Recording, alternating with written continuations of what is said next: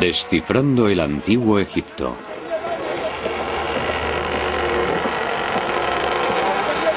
En los albores de la historia, toda una civilización se unió para construir los monumentos más misteriosos de la Tierra. ¿Por qué? ¿Qué visión les impulsó a hacerlo? Robert Buffal, escritor e investigador británico nacido en Egipto a la sombra de las grandes pirámides. Tumbas de los faraones, según los egiptólogos. Sin embargo, Buffal cree que fue una visión más grande lo que impulsó su construcción. Durante los últimos 20 años ha buscado esa visión cargada de antiguos ecos, de mitos, de estrellas. Hay algo extraordinario acerca de esta civilización. Su regularidad nunca cambió. Su arte, su religión, sus templos, sus leyes, incluso su manera de vestir nunca cambió. ¿Por qué? Porque tenía que ser así.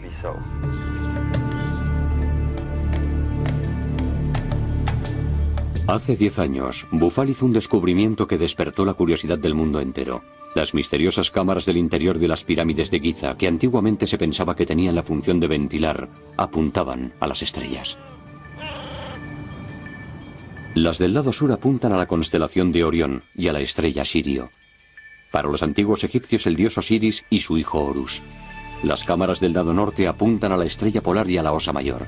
Y todo el complejo, es decir, las 3 pirámides en fila y una pequeña que se encuentra a la izquierda, parecen ser el reflejo del cinturón de estrellas de Orión. Orión, el dios Osiris de Egipto, se alzaba tanto en el cielo como en la tierra. ¿Hablan las pirámides de estrellas? Las pirámides no son demasiado populares entre los egiptólogos porque han atraído a muchos excéntricos. Las grandes pirámides tienen un gran poder sobre la gente. Yo creo que pueden acabar con el sentido común. El señor Buffal y otros muchos vienen aquí 1 o 2 días con sus teorías y luego desaparecen tanto ellos como sus teorías. Sin embargo, la teoría de Buffal no ha desaparecido. Y aunque el escritor es reacio a dar nombres, lo cierto es que ha conseguido que algunos egiptólogos analicen las estrellas.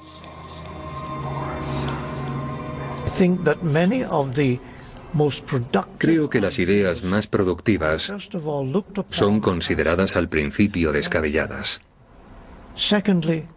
Posteriormente, se intentan encontrar errores. Y al final, todo el mundo sabía que la teoría era cierta. El astrónomo británico Archie Roy ha descubierto una nueva rama de la ciencia, la arqueoastrología, que estudia cómo los antiguos pueblos interpretaban el firmamento y cómo expresaban su admiración mediante sus monumentos.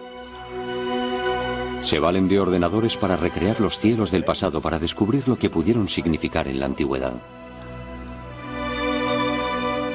Por desgracia, hay una tendencia entre los egiptólogos, que no tienen una gran formación en astronomía, a no creer que los acontecimientos astronómicos controlaron los acontecimientos terrestres. Lo que ocurre es que hemos dejado de observar la naturaleza. Hemos dejado de observar el cielo, el sol.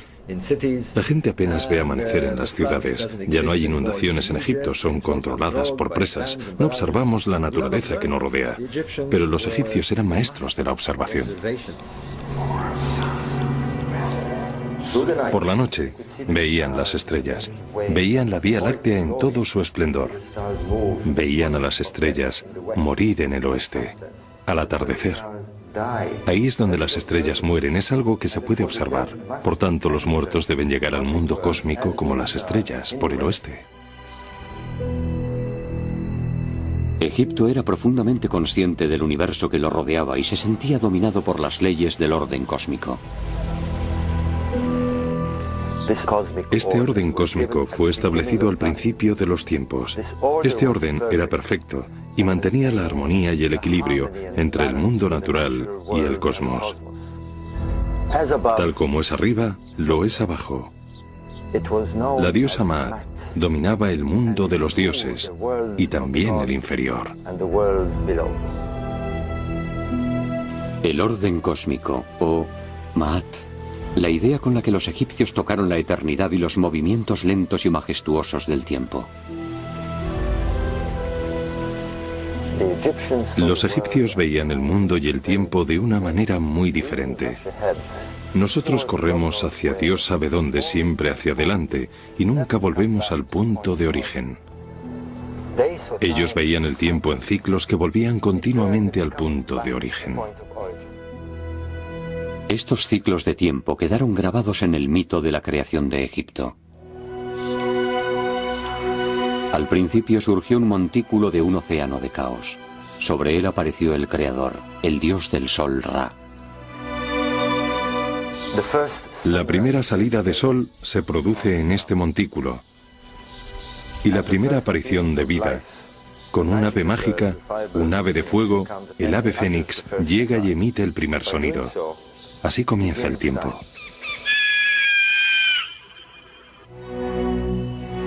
El sonido del ave fénix fija los ciclos del orden cósmico, los ciclos del tiempo. Y cuando termina el ciclo, el ave fénix volará de nuevo para fijar otro nuevo círculo en movimiento. Sobre ese montículo de creación se creó posteriormente Heliópolis, la ciudad del sol, el gran centro del saber de Egipto, donde los sacerdotes formularon sus ideas del universo. La propia tierra de Egipto explica por qué sus gentes se sentían dominadas por Maat, el orden cósmico que gobernó los ciclos de la naturaleza.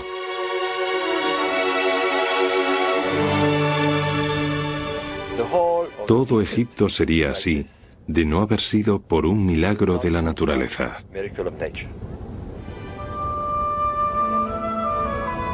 Egipto es un regalo del Nilo, y el Nilo desde tiempos inmemoriales tiene un ciclo.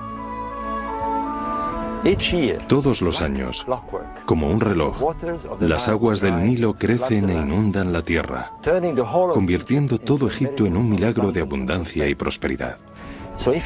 Para comprender el antiguo Egipto, hay que comprender el Nilo y sus ciclos. Esa es la clave de Egipto, su magia, su sabiduría y sobre todo, su concepto cíclico del tiempo y de la eternidad. Por eso, no es de extrañar que se centraran en este milagro anual. Un milagro anual. Todos los años, cuando un sol abrasador alcanzaba el solsticio de verano a mediados de junio, Egipto estaba reseco y azotado por el calor de un sol abrasador. Todos los años el Nilo se reducía a un hilo de agua y los hombres y los animales luchaban por sobrevivir.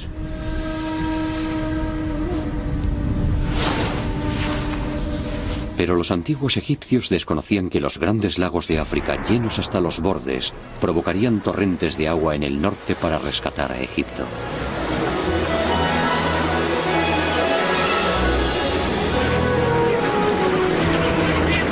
Todos los años, Egipto renacía. Así expresaba su sobrecogimiento por el milagro anual de la resurrección de sus dioses. Verde como las nuevas cosechas era el dios del renacer, el señor de la vida eterna, Osiris. Bandadas de ibis llegaban antes de la inundación como si fueran heraldos de un inminente renacer y como símbolo del gran Tod, el señor de la sabiduría y heraldo de los dioses. Los antiguos egipcios eran unos magníficos observadores de la naturaleza y no pudieron evitar darse cuenta de que el ciclo del Nilo coincidía con el ciclo del Sol y las estrellas. Asimismo, Egipto vio elementos cósmicos aún más grandes en el ritual anual del renacimiento. La estrella más brillante del cielo, Sirio, no se veía durante 70 días. Pero al comienzo del solsticio de verano, justo antes de la salida del sol y la llegada de las inundaciones, Sirio reaparecería de repente y brillaría sobre el horizonte. Estos 70 días eran considerados un periodo de magia y metamorfosis de la estrella. Estos 70 días eran tan importantes que cuando preparaban a las momias, las dejaban durante 70 días antes de celebrar el renacer. Y esperaban. Y por un maravilloso milagro, la estrella reaparecía. Cuando el sol se alzaba con el solsticio de verano y cuando la inundación se producía. No es de extrañar que esta estrella se convirtiera en la estrella del renacer, en uno de los grandes mitos del hombre. El mito del primer tiempo, el Zep-Tepi, o la Edad de Oro, es decir, cuando los dioses dominaban la tierra y Osiris y su consorte Isis trajeron esplendor, sabiduría y conocimiento a la tierra de Egipto. Pero Set, su hermano, creció lleno de celos y sintiéndose traicionado, por lo que mató a Osiris. El mundo se sumió en un caos cuando Set cortó el cuerpo de Osiris y escondió sus trozos y su sangre por todo Egipto. Pero Isis, su fiel consorte, le buscó por cada rincón, reunió los trozos de su amado Osiris y los envolvió en lino haciendo de él la primera momia de la vida eterna. Sin embargo, no pudo encontrar el falo, por lo que fabricó un falo de oro que la fecundó con su simiente y dio a luz a un hijo de Osiris, Horus, el hijo divino. Horus se convirtió en el primer hombre dios, en el primer faraón que dominó Egipto. Todos los faraones que le siguieron se creyeron reencarnaciones de Horus.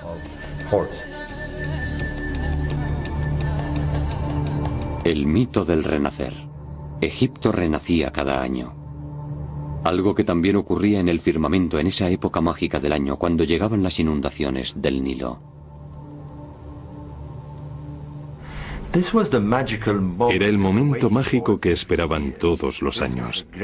Era el gran día del renacer, con la gran constelación de Orión planeando al este y admirando el acontecimiento. Orión es Osiris, y luego se ve la constelación de la diosa Isis, Canis Majoris. Y desde dentro de esa constelación, como si del vientre de la diosa Isis se tratara, emerge la estrella Sirio, que es Horus. Horus es la estrella Sirio, la estrella del Hijo Divino. Y eso era lo que veían, el brillo de la estrella de Horus, la estrella Sirio, su luz apareciendo por primera vez al amanecer, mezclándose con los rayos del nuevo sol del solsticio de verano. La estrella renacida tras 70 días y transformada en la gloria del sol naciente, se convertía en Horus del horizonte, en Ra-Horakhti. Entonces llegaba la inundación, Egipto renacía y los portales del firmamento se abrían.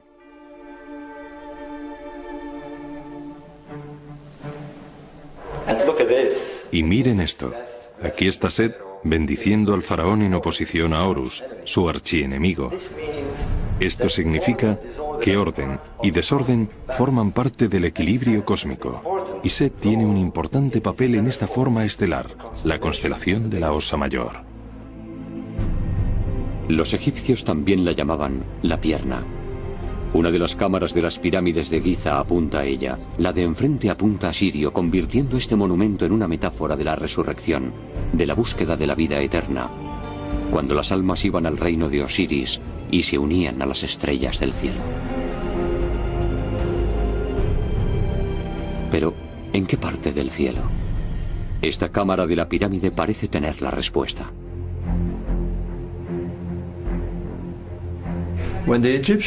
Cuando los egipcios miraban al cielo de noche en el norte, veían un grupo de constelaciones que giraban alrededor del polo las 24 horas.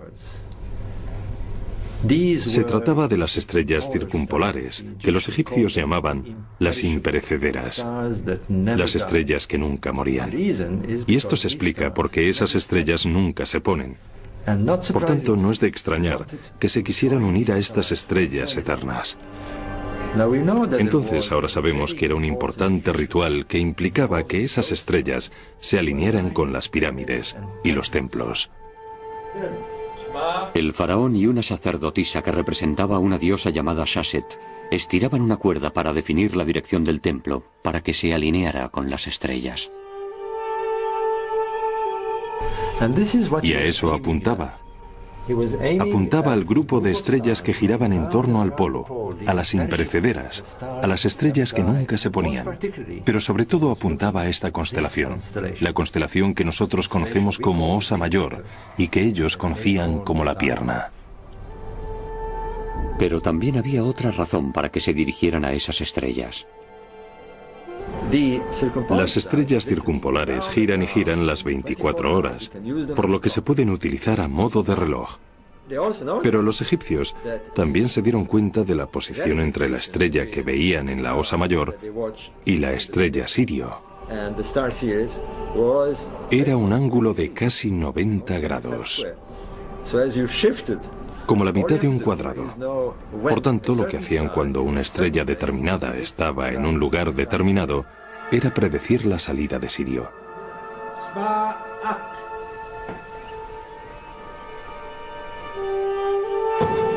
Cuando el templo estaba alineado con las estrellas, el mito, la magia y la ley cósmica se unían. Era una manera de saber cuándo se producirían las inundaciones, una manera de predecir el milagro anual que hacía renacer a Egipto. Para Bufal, redescubrir este casi olvidado ritual fue un gran avance.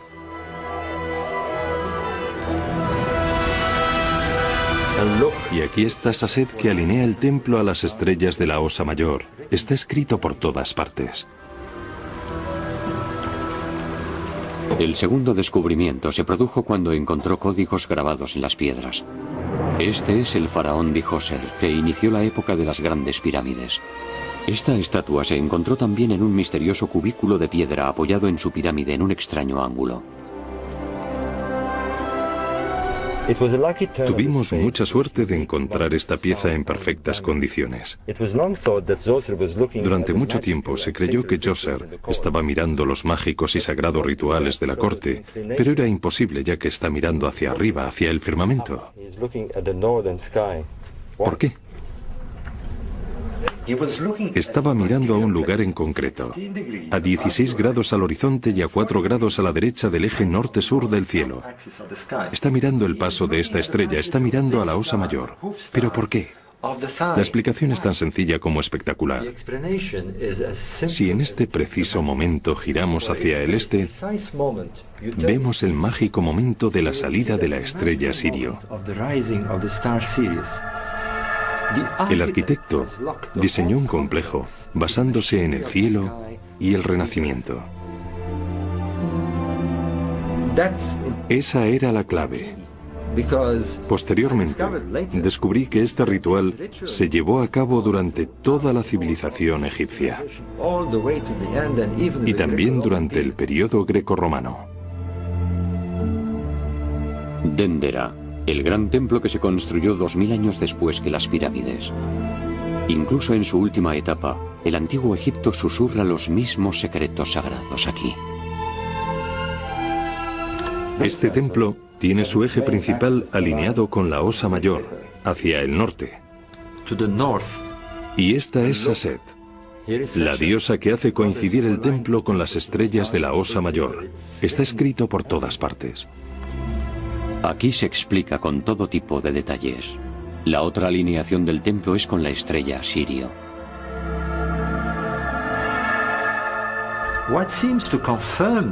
Lo que parece confirmar esto es que hay pinturas que muestran a un rey Horus con una lanza apuntando a ese lugar de la constelación. La búsqueda de Bufal coincide con la de otros que estudian cómo los reyes y sacerdotes antiguos relacionaban la astronomía con los monumentos de la Tierra. Me interesan mucho los monumentos sagrados. Por un lado tenemos el orden cósmico y por otro el orden de la Tierra, y se pueden establecer conexiones entre ellos. Tenemos ejemplos muy famosos de ello en otras culturas, como es el caso de Stonehenge, que expresa que el nivel cósmico y el terrenal se pueden comunicar. Y eso es lo que tenemos aquí, en las pirámides. Tenemos estas cámaras que dirigen al rey a la región norte, a las estrellas circumpolares.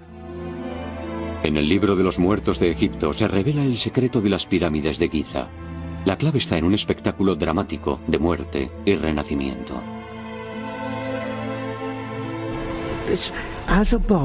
La Tierra es un reflejo del firmamento. Hoy en día Hay mucha gente que cree que eran solo antiguas supersticiones de los pueblos primitivos. Pero lo cierto es que también en esa época hubo Einsteins. Mediante la recreación de un antiguo ritual, Bufal llega a nuevas conclusiones. Sobre todo en cuanto a la diosa Sasset y a las estrellas. Sasset. Pero aquí está anotando los aniversarios, las grandes festividades de Heb-Sed. Sasset tiene otra importante misión: anotar los años de reinado del rey.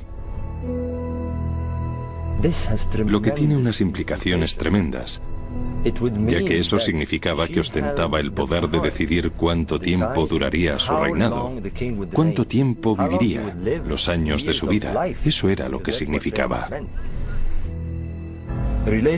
Esto también está relacionado con ello. El primer complejo de pirámides, la pirámide de Djoser, en Saqqara. Aquí tuvo que demostrar su virilidad y su poder. Aquí tuvieron lugar grandes celebraciones, rituales, procesiones. También vinieron princesas y sacerdotes. Era como las corridas de toros.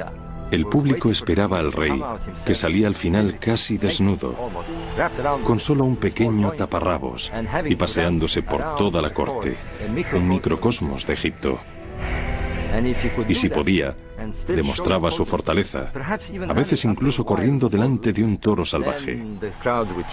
Entonces, las multitudes le aplaudían. Pero si no lo conseguía, si consideraban al rey viejo o incapaz, el país sufriría el mismo destino y no lo permitían. Y las consecuencias eran terribles. El sacrificio del rey también se ha dado en otras culturas. Entre los celtas, los espartanos, los vikingos e incluso entre los dinka africanos hace poco más de un siglo. En el antiguo Egipto se podía acabar muy pronto con el rey. Pero el ritual de Heb-Sed siguió siendo muy importante en Egipto y otra razón para alinear los monumentos con el firmamento.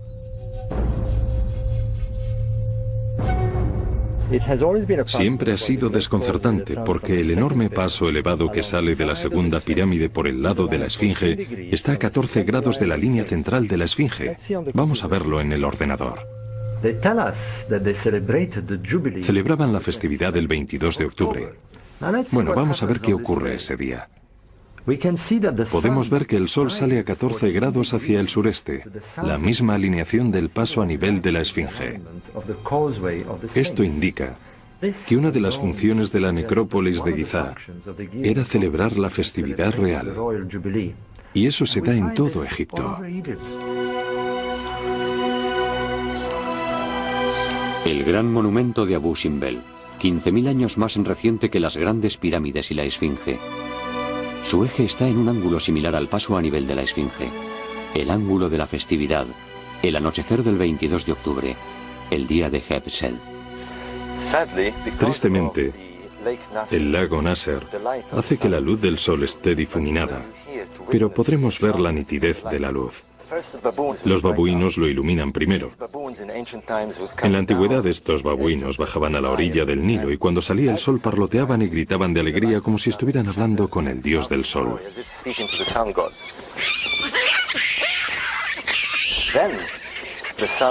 Después, la luz solar desciende y brilla sobre Ra Horakhti y sobre el disco solar que tiene sobre la cabeza. Finalmente, la luz llega a los rostros de los 4 colosos que representan a Ramsés II. Y en ese momento, la luz del sol llega a la parte posterior alcanzando también al propio faraón, Ramsés II. Y así, iluminado con Ra Horakhti, aparece el dios del sol a la luz del sol.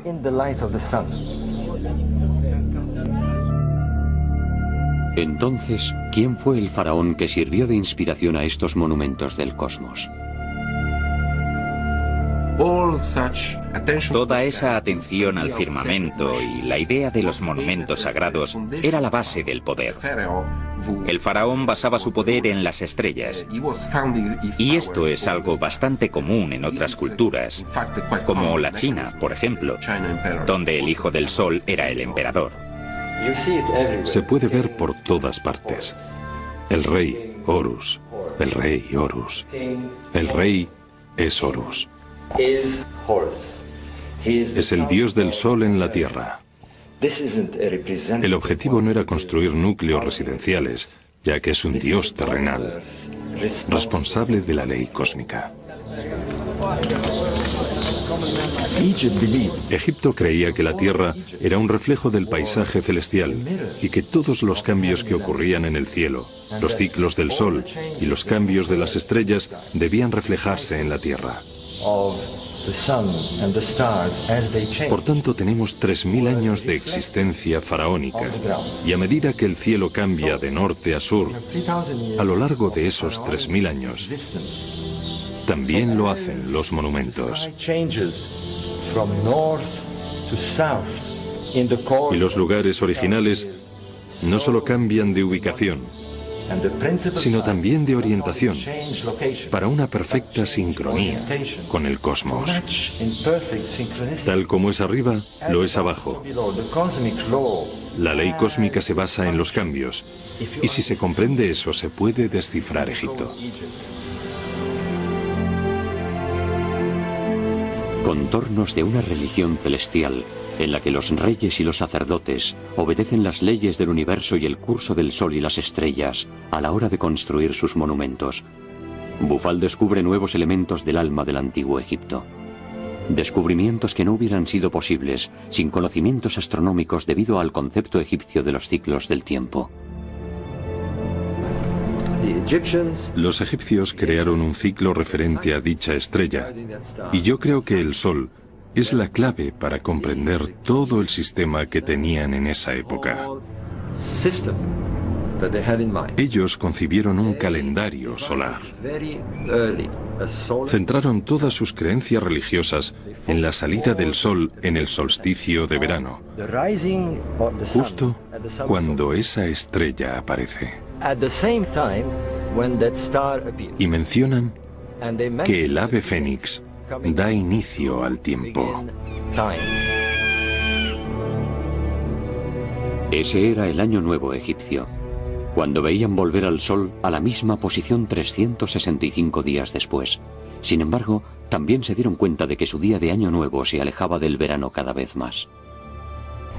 ¿Por qué? Porque la verdadera estrella solar tiene 365 días y un cuarto. Nosotros añadimos un día extra, el 29 de febrero, para ajustar este desfase, el año bisiesto. Pero los antiguos egipcios no lo hacían. Para ellos era una orden sagrada de los dioses y no se podía modificar el calendario.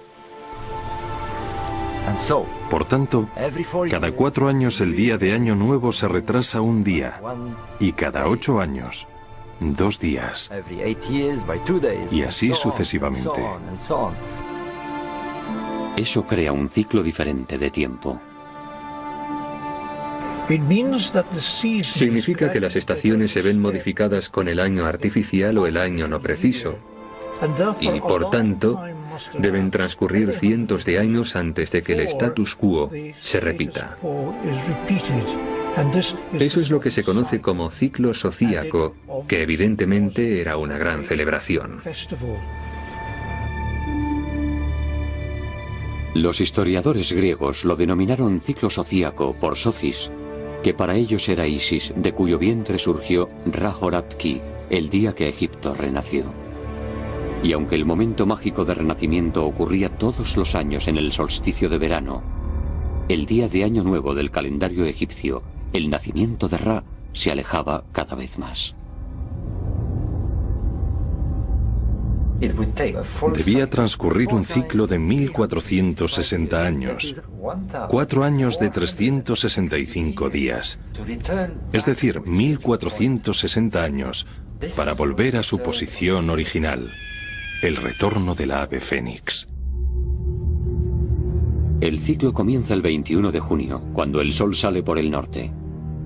Perdiendo un día cada 4 años, cada nueva generación de egipcios veía el día de Año Nuevo después y la salida del sol más lejos del norte. A lo largo de los siglos, el Año Nuevo se acercaba cada vez más al invierno. El sol salía cada vez más cerca del sur, hasta alcanzar el solsticio de invierno después de 730 años. Y después volvía al norte, y el Año Nuevo se empezaba a acercar de nuevo al solsticio de verano. Completaba el ciclo 1460 años después. Es el encuentro del Sol con la estrella Sirio y el desbordamiento del Nilo. Pero, ¿qué ocurría entonces?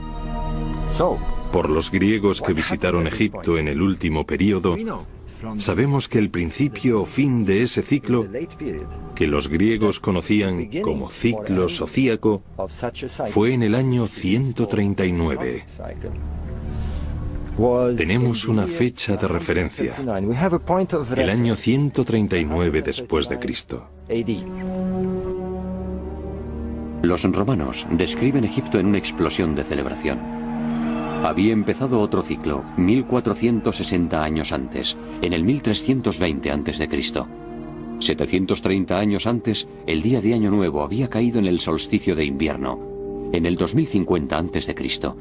Por tanto, otros 730 años nos situaría en el 2780 a.C.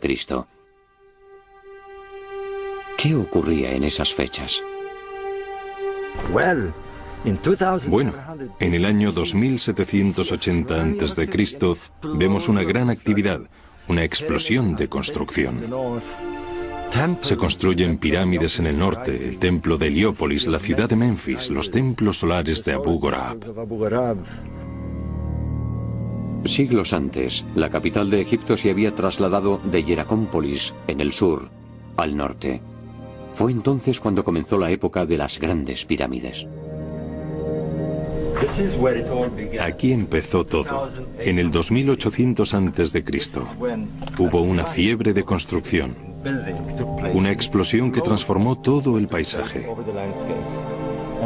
Y este es el primer complejo de pirámides en la historia de Egipto. El complejo era un recinto amurallado lleno de protuberancias, entradas y paneles. Si se cuentan los paneles de los 4 lados de la muralla, vemos que hay 1460. El ciclo del Fénix zodíaco. ¿Puede tratarse de una coincidencia?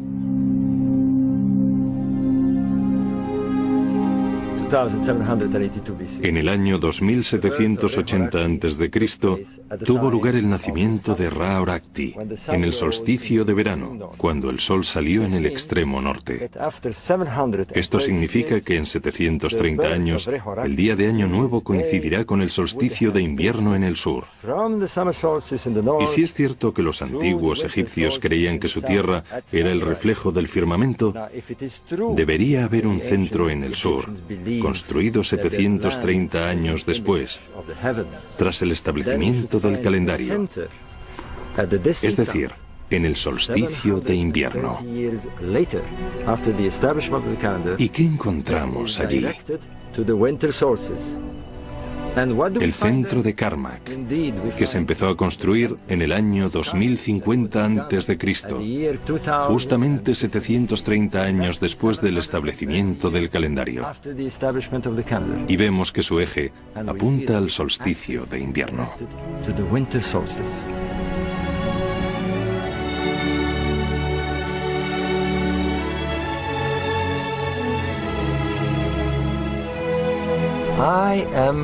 Estoy convencido que el deber de estos grandes reyes solares de Egipto era conservar el orden cósmico y seguir sus cambios a lo largo del tiempo. Estoy convencido de ello. No querían construir núcleos residenciales, sino edificaciones para el sol, para el regreso del ave fénix, que tenía lugar en esas fechas predeterminadas.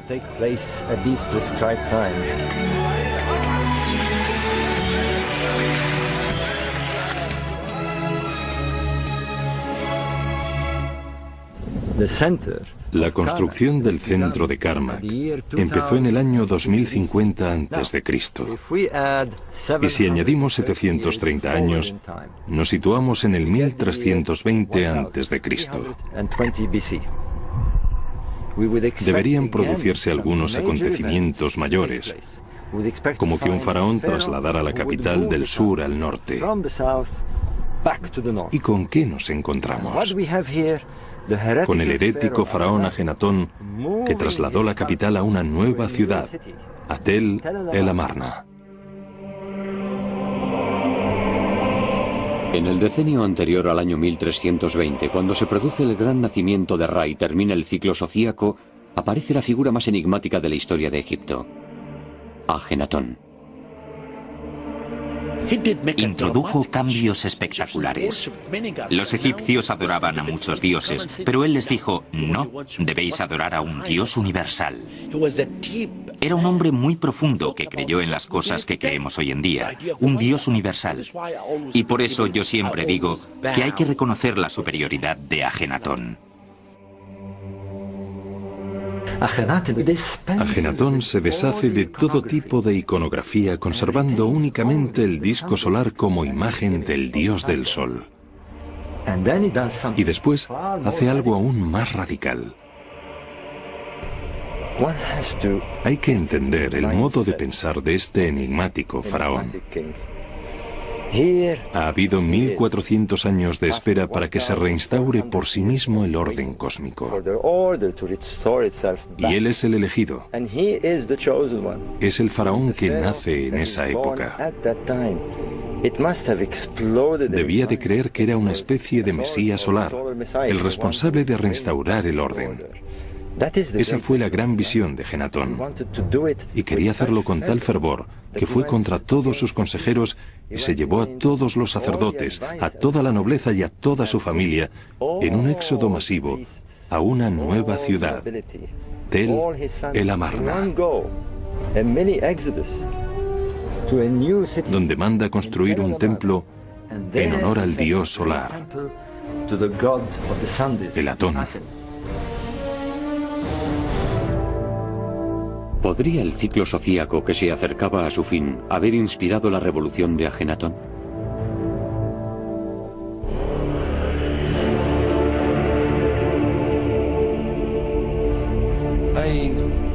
Yo esperaría a conseguir pruebas concluyentes para hacer esa afirmación. Pero es una idea muy interesante, ya que el ciclo sociaco estuvo en la mente de los egipcios durante unos 3000 años.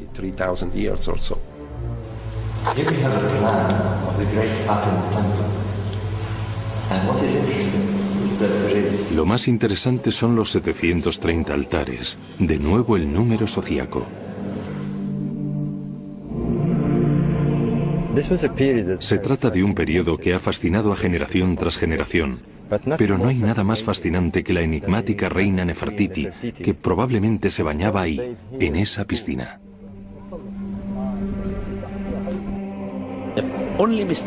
El único error que cometió Ajenatón fue hacer que los egipcios adoraran al nuevo dios a través de su imagen. Los egipcios creyeron que había una conexión entre él y Atón. Él era el dios. Y cuando murió, Atón desapareció y resurgieron otros dioses. Me encuentro en la entrada del gran templo de Atón, que medía 500 metros. Pero esto es todo lo que queda de él: escombros y polvo.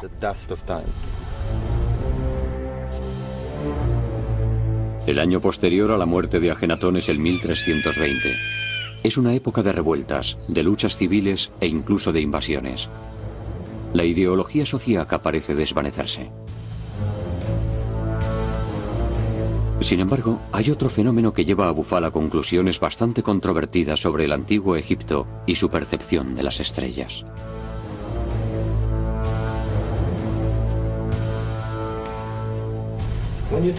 Cuando se refieren a las estrellas, no se refieren solamente a su viaje por el cielo.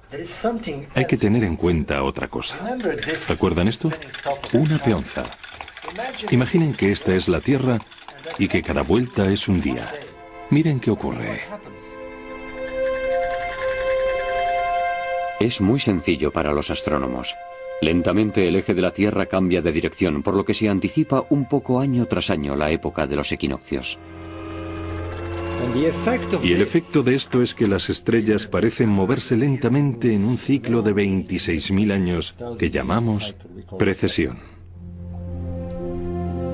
La precesión hace que nuestro Sol parezca salir en diferentes constelaciones en periodos de 2000 años y que las estrellas asciendan o desciendan según las épocas. Bufal cree que los egipcios se dieron cuenta de ello con el tiempo. Este templo de Elefantina en el sur lo demuestra. Satet, la diosa del desbordamiento del Nilo. Este era su templo, cuyos orígenes se remontan a los primeros tiempos, alrededor del 2500 a.C. Pero también hay templos construidos unos encima de otros a modo de torre. El templo que estamos viendo es el templo final que construyeron después de Cristo. Lo más interesante es el eje de los templos sucesivos, ya que se dirigen a la estrella Sirio, lo que demuestra su obsesión por dicha estrella y cómo la observaron en las diferentes épocas. Se puede ver en Dendera o en el templo de Karnak. Aquí también se puede apreciar cómo el eje del templo cambia en la dirección de la estrella del norte. Si el antiguo Egipto percibió la precesión a lo largo del milenio, Bufal puede estar ante una impresionante conclusión relacionada con el núcleo del ser, donde todos los mitos convergen, el Zep-Tepi, o primer tiempo. El antiguo Egipto creía que aquí es donde todo empezó, el montículo de la creación. Pero ¿cuándo empezó? Hay una gran controversia sobre la época de la Esfinge. Algunos creen que es miles de años más antigua de lo que se pensaba, pero de lo que no hay duda es de hacia dónde mira. Mira hacia el este, donde el sol sale en el equinoccio. Evidentemente es un fechador de tiempo, pero un tiempo inicial, el comienzo de los tiempos, el Zep-Tepi, cuando el rey león de la tierra miró a los leones cósmicos y al sol del firmamento en el año 11.500 a.C. 11.500 a.C. Los astrólogos llamarían a esta época la época de Leo, porque el sol salió en esa constelación. Y si el antiguo Egipto creía en la idea de tal como es arriba, lo es abajo, el león de la tierra miraría al león del firmamento. La idea de ser un león. Las inteligentes personas que construyeron estos monumentos eran muy inteligentes y no hicieron nada al azar. Tuvieron mucha lógica de acuerdo con sus creencias. Siempre la tuvieron. Y hay más cosas que demuestran que construyeron escenarios increíbles. ¿Recuerdan la precesión? 11.500 a.C., época en que Sirio apareció por primera vez en tierras egipcias en el mágico día del Renacimiento. De esto hablaban los egipcios cuando se referían al primer tiempo y a la llegada del Fénix para crear el ciclo del tiempo. Vamos a analizar este paisaje, esta región, este lugar donde comenzó el principio de los tiempos, el Tep-Tepi. Con los faraones, las pirámides de Giza estaban coronadas con piezas de oro. Los egiptólogos se han empezado a preguntar si era para conectarlas con otros monumentos que se encontraran a la vista. El padre de la astronomía, el griego Euxodo, describe una torre enorme donde los sacerdotes egipcios iban a observar las estrellas, en un lugar conocido antiguamente como Letópolis, a unos 30 kilómetros al norte de las grandes pirámides. Su diagonal apuntaba al gran templo de Heliópolis. Las tres formaban un triángulo recto, visible día y noche, ya que el sol y la luna iluminaban sus extremos dorados. Imaginen que están en Letópolis en aquella época, en el año 11.500 a.C., y que se encontraran mirando al sur. ¿Qué vería? Un paisaje muy parecido al del cielo, el Nilo alineado con la Vía Láctea, las tres estrellas del cinturón de Orión justo en el mismo ángulo, y en la misma configuración que las pirámides de la Tierra. Y al este, esto es lo que habría. La constelación de Leo. Este Orakti en el cielo justamente sobre el templo de Ra Orakti. Y un poco más tarde se vería el sol resplandecer sobre el templo. Todo no puede ser coincidencia. El firmamento, encerrado en la imagen de un increíble y distante pasado. Bufal tiene todavía más razones que apuntan al año 11.500 a.C. Para los antiguos egipcios, los 70 días en que la estrella Sirio desaparecía del cielo eran cruciales. Momificación. Todo Egipto esperaba el momento del renacer durante esos 70 días. Ahora veamos qué ocurre en el cielo durante esos 70 días. El sol está aquí, en esta posición en Leo, cuando la estrella renace al amanecer. Pero vamos a ver qué pasa 70 días antes. Todo el paisaje solar parece escabullirse a medida que hacemos retroceder al sol. Estaría por aquí, en el lado oeste de la Vía Láctea. Si la teoría de tal como es arriba lo es abajo se demuestra, el oeste de la Vía Láctea nos debería llevar al oeste del Nilo. Si esta teoría es correcta, estas tres estrellas representan a las tres pirámides de la Tierra. Sabemos que las pirámides están a unos 950 metros de distancia. Si utilizamos la misma escala, esta distancia debería ser unos 9,5 kilómetros. Por tanto, deberíamos encontrar algún templo del sol, algún puerto donde el sol esté a punto de atravesar la Vía Láctea e ir hacia la constelación de Leo, el templo de Orakti en el cielo. Pues bien, vamos a ver lo que hay en la Tierra. Tal y como creíamos, aquí lo tenemos, el templo solar de Abu Gorab. Si seguimos la alineación de este eje, vemos que hay exactamente 9,5 kilómetros de distancia con las grandes pirámides de Giza. Esta zona de aquí parece un puerto religioso, donde habría barcos y un paso elevado rumbo a Heliópolis en esa dirección. Estamos ante un paisaje interrelacionado. Heliópolis, Giza, Abu Gorab, que parece reflejar exactamente el paisaje solar. ¿Un espejo del cielo del 11.500 a.C.? Parece bastante rocambolesco. ¿Sugiere Bufal que estos monumentos fueron construidos miles de años antes de lo que se pensaba? Todo empezó aquí, en el año 2800 a.C. No, a excepción de la Esfinge, quizás. Es el primer complejo de pirámides de toda la historia de Egipto. Su teoría sugiere que en los albores de la historia, Egipto sintió la necesidad de grabar determinados recuerdos en piedras de miles de años de antigüedad, con el objeto de recordar siempre cómo empezó todo. La Génesis. Pero, ¿ocurrió tal acontecimiento? Egipto experimentó unos cambios enormes y espectaculares a finales de la época glaciar, ya que enormes inundaciones cubrieron las llanuras. La época en que el hielo empezó a derretirse, cuando los polos tomaron nuevas posiciones, cuando algo exterminó a los animales de Norteamérica. Los mamíferos que eran más grandes que los coyotes se extinguieron. Y ese es el efecto de una gran catástrofe. Cuando la temperatura media del mundo no bajaba de los 5 grados. Y ese cambio se produjo en un periodo de 3 años a un par de décadas únicamente. El fin repentino de la época glaciar. Alrededor del 11.000 a.C., cuando los niveles del mar subieron y dieron lugar en unas cuantas décadas al Mar del Norte y al Báltico. Asimismo ocurrió en el corazón de África. Los grandes lagos crecieron y se unieron unos a otros. Lluvias torrenciales inundaron el África central y una enorme corriente llenó primero las cuencas de los pantanos y después llegó a los valles, dando lugar al pequeño Nilo Azul, que nace en Etiopía.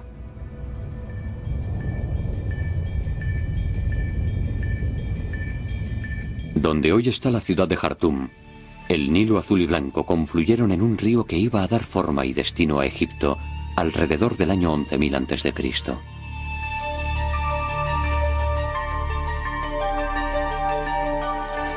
¿Fue esto el Zep-Tepi, el origen de los tiempos? Pero, ¿cómo una sociedad primitiva conserva la memoria de miles de años? Imposible. Pero el antiguo Egipto y lo que lo precedió no solo registró los años, registró los ciclos del tiempo, los ciclos zodíacos. En los albores de la historia, el faraón Djoser lo hizo con el primer complejo de las grandes pirámides. Pero si sabían aquello entonces, ¿conocerían también el ciclo anterior y el anterior? El origen de los tiempos. Bufal encuentra la conmemoración en sus mitos y monumentos y también en las estrellas.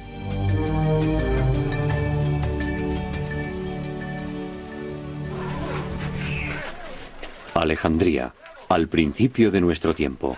Julio César está demasiado absorto en los misterios de Egipto como para escuchar a los embajadores de su última reina, Cleopatra. Los cronometradores de Julio César utilizan un calendario lunar confuso e impreciso. Julio César tiene mucho interés en el ciclo egipcio de 365 días. Un mecanismo superior para medir el tiempo. Habían comprendido el orden cósmico. No necesitaban modificar el calendario. Tenían un calendario que se restablecía a sí mismo cada 1460 años más o menos.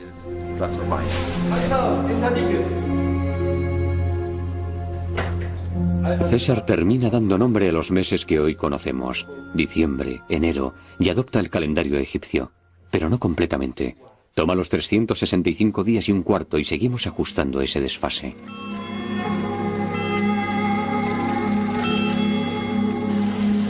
A diferencia de los grandes ciclos egipcios de tiempo, nuestro tiempo va hacia adelante. Dios sabe dónde.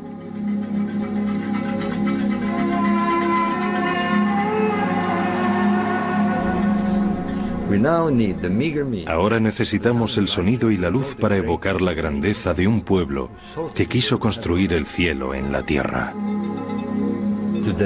Hoy apenas alcanzamos a ver las estrellas y mucho menos la Vía Láctea. No disfrutamos de su magia. Nos hemos robado a nosotros mismos la grandeza que un día tuvimos.